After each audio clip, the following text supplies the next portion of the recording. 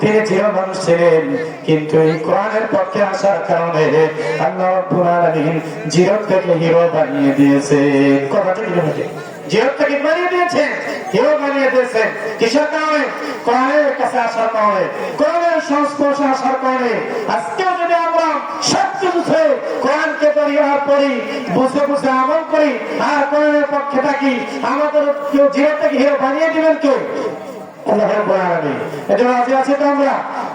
হুজুর সাল্লাল্লাহু আলাইহি ওয়াসাল্লাম এর হাতে একটা কোরআন তেলাওয়াত করতেছিলেন, একটা রাতে কোরআন তেলাওয়াত করতেছিলেন। ওই তেলাওয়াতের সামনে ছিল জিনেরা, যাদের বয়স ছিল 1000 বছর 1500 বছর। ওই জিনেরা হুজুর সাল্লাল্লাহু আলাইহি ওয়াসাল্লামের কোরআন তেলাওয়াতের সামনে বসা ছিল। তারা কোরআন হুজুর সাল্লাল্লাহু আলাইহি ওয়াসাল্লামের মুখ থেকে কোরআন তেলাওয়াত শোনা মাত্রই তারা কথা বলতে বাধ্য হয়েছে, আজকে আমরা এক আশ্চর্য ধরনের কিতাব শুনেছি, যে কিতাব মানুষকে হিদায়াতের রাস্তা দেখায়। কি দেখায়? কোরআন মানুষকে হিদায়াতের রাস্তা দেখায়। কিসের রাস্তা দেখায়? হিদায়াতের রাস্তা দেখায়। এজন্য কোরআনের পক্ষে যারা আসবে এদেরকে হিদায়াত বানিয়ে দিবেন কে?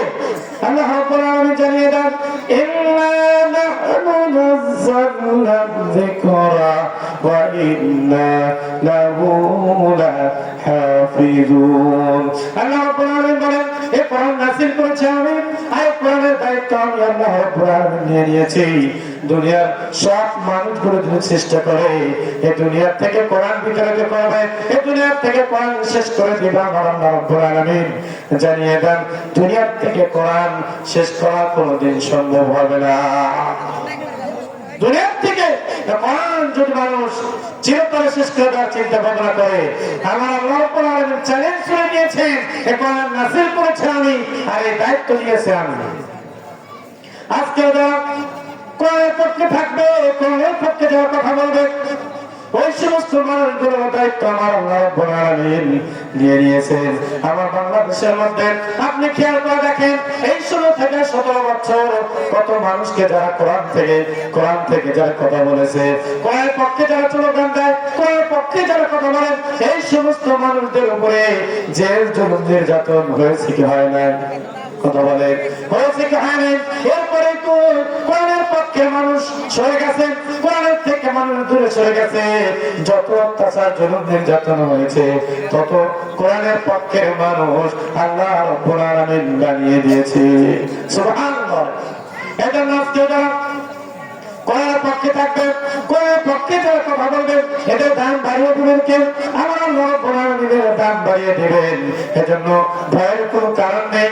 দুনিয়ার মধ্যে যারা কোরআনের পক্ষে থাকবে, কোরআনের পক্ষে যারা স্লোগান দিবে, অবশ্যই আমার আল্লাহ রাব্বুল আলামিন এদের দামগুলো দুনিয়া এবং আখিরাতে বাড়িয়ে দিবেন। সুবহানাল্লাহ। এজন্য আমরা এই কোরআনের পক্ষে আসি না নাই? কথা বলেন, এই কোরআনের পক্ষে আসি না নাই? আজকে থাকবেন, কালকেও থাকবেন, ভবিষ্যতে থাকতে হবে। কথা ঠিক না? থাকবেন না যাবেন না? অবশ্যই আমরা সারা জীবন এই কোরআনের পক্ষে থাকবো। কথা ঠিক না? ওমর রাদিয়াল্লাহু তাআলা আনহু কোরআনের পক্ষে থাকার কারণে আল্লাহ রাব্বুল আলামিন দুনিয়া থেকে জান্নাতের সার্টিফিকেট দিয়েছেন। সুবহানাল্লাহ। এজন্য আজকে যারা আমার ভাই, আমার বন্ধুরা, আমার এই কোরআনের পক্ষে যারা কথা বলবে, কোরআনের পক্ষে যারা থাকবে, এদের দাম কমবে না। আমার আল্লাহ রাব্বুল আলামিন এদের দামগুলো বাড়িয়ে দিবে। এজন্য আমরা কোরআন থেকে কথা শোনার জন্য আসছি, কোরআন থেকে আমরা কথা বলবো। তবে যেহেতু